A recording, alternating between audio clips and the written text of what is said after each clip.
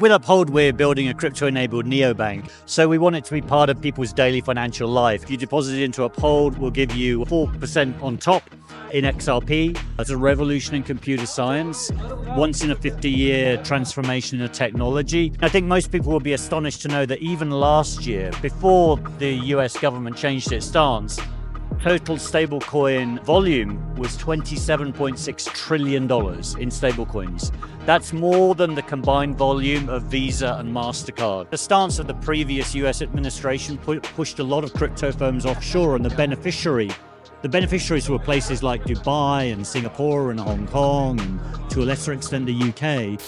Hey, what's going on, family and friends? We're coming to you straight from XRP Las Vegas 2025, the largest XRP conference on this side of the world, catering to like-minded investors, live from the MGM Grand. In this episode, I connect with Simon McLoughlin, the CEO of Uphold, a cutting-edge platform that stands by the XRP community, a platform that I've been using for years, and a platform that I'm proud to be an investor in thanks to Link2. Simon had just stepped off stage after announcing some major news, including the release of Uphold's direct deposit feature, giving 4% back in XRP rewards, the return of Uphold's US debit card in August with up to 5% back in XRP per transaction, also a new credit card backed by your favorite crypto coming soon. During the interview, we talk about Uphold's role as a crypto-enabled neobank, their unique position as a bridge between TradFi and DeFi, and why tokenized deposit tokens from US banks like those from Vast Bank, recently acquired by Greg Kidd, who I just interviewed on my channel, might be the final piece in completing the last mile of crypto adoption. Simon also offers sharp insight on the Genius Act, stablecoin regulations,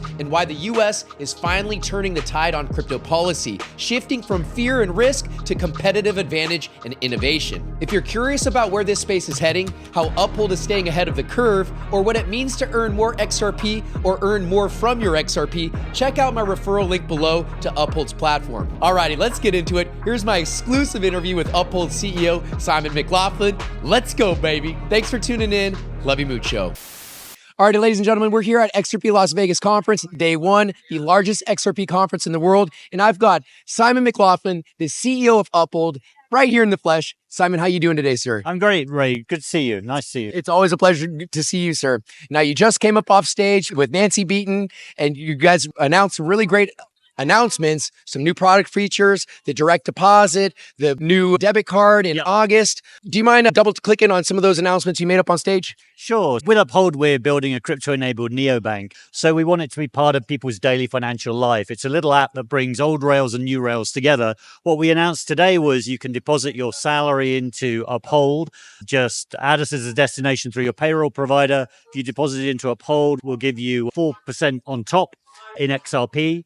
Subject to certain limits. And that's one thing we launched. The second thing we launched is we're going to bring back the US debit card. August the 5th, it launches in the United States. Oh, boys! I'm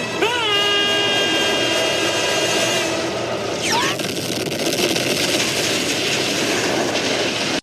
Physical, metal, virtual in the app. Up to 5% back on all spending through the Uphold Debit Card. Lastly, towards the end of the year, we're introducing a credit card.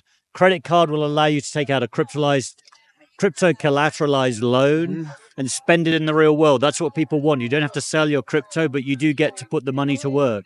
So this is what a crypto-enabled neobank feels like. It makes your money work harder and go further. Nancy put up on stage is you can earn more XRP or earn more from your XRP. And I like the way that she framed it. Yep. Now, the elephant in the room here, Simon, is regulations are coming into the fold. We've got the stablecoin or the Genius Act. We've got the market infrastructure bill. What kind of impact do you think regulations is going to have on Uphold's business model? I think regulation will sanctify the space. We're already seeing a lot of traditional finance firms, banks, payment firms, payroll companies coming to us and realizing that crypto isn't just an experimental sandbox. It's real. It's here to stay.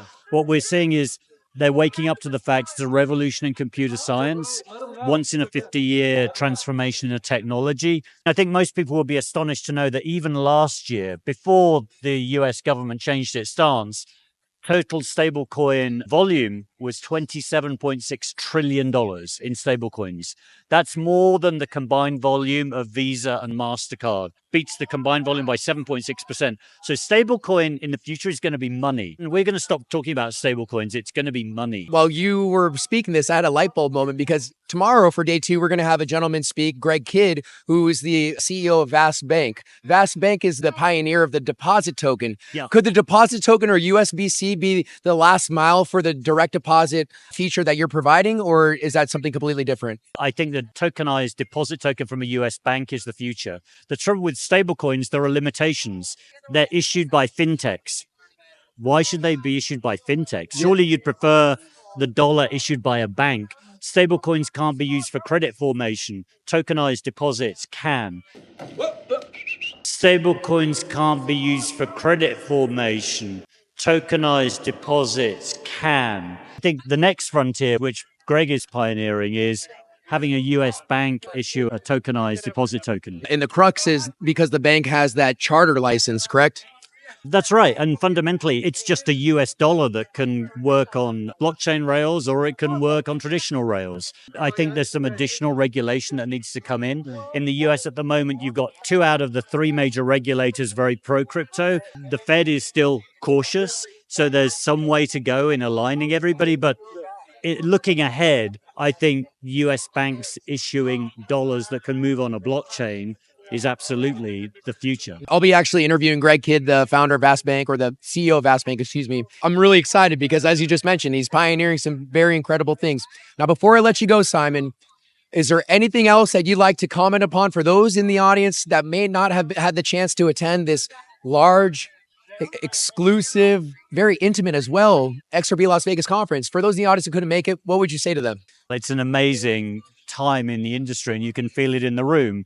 This morning, Bitcoin hit an all-time high hash rate. It's just night and day compared with 6 months ago. And if Bitcoin is going to the moon, as we say, it's going to the moon, I want America to be the nation that leads the way, and that's what's going to happen. And finally, the discussion at a government level has moved away from risk management to competitive advantage. So now you're in a position where a lot of countries around the world are competing to have the best regulatory framework for digital assets. Yeah. Coming from Token 2049 in Dubai, how do you see Dubai positioning itself versus the US, maybe by Miami or Texas, one of the hubs? Where do you see the US playing as a global player amongst these other countries that already have these crypto regulations already instituted in some capacity? It's interesting. My own view is that the stance of the previous US administration pushed a lot of crypto firms offshore, and the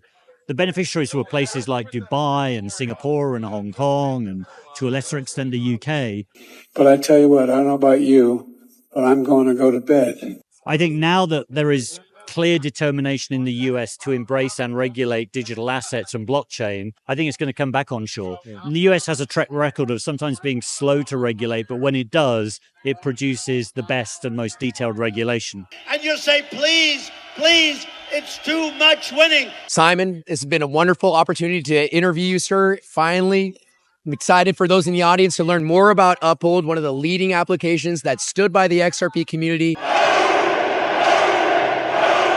Uphold is not like any other exchange. You're an interface that hot routes or routes to the underlying numerous exchanges. Are over 30 now? How many are you guys working with? We're not an exchange, we're a platform. And what we do is we're connected to 31 underlying trading venues. Half of them are centralized, half of them are decentralized. And what we do is we go out every 18 milliseconds and we poll all the venues for the best pricing and the best liquidity. That's a real superpower. Yeah. It's a unique model. In terms of security, it's better than the exchange. And we operate the world's only fully transparent digital asset reserve. We publish our assets and liabilities every 30 seconds. And we've done so for 10 years on a public website. So you can see customer assets and liabilities in real time. That's uphold.com/transparency. That's right. How do I know this? Anyway, Simon, I appreciate you sharing your time with me, and I hope you have a great time in Las Vegas. All righty? Great to see you, Ray. Thank you.